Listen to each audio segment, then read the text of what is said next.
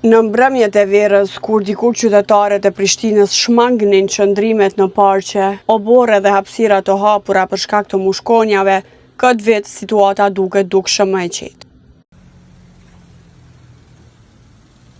Fushata e dezinfektimit dhe deratizimit e realizuar në lagje të ndryshme të kryeqytetit ka sjellë një ndryshim të ndjeshëm në jetën e përditshme të banorëve.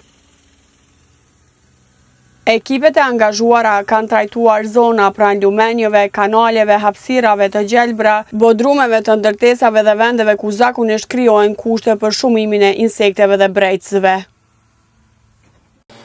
Përveç reduktimit të mushkonjave, aksioni ka përfshirë edhe deratizimin në pika të ndjeshme të qytetit, me qëllim parandalimin e përhapjes së brejtësve dhe mbrojtjen e shëndetit publik. Prishtina po e përjeton kështu një verë më të qetë, ku hapësirat publike po shfrytëzohen më shumë nga qytetarët.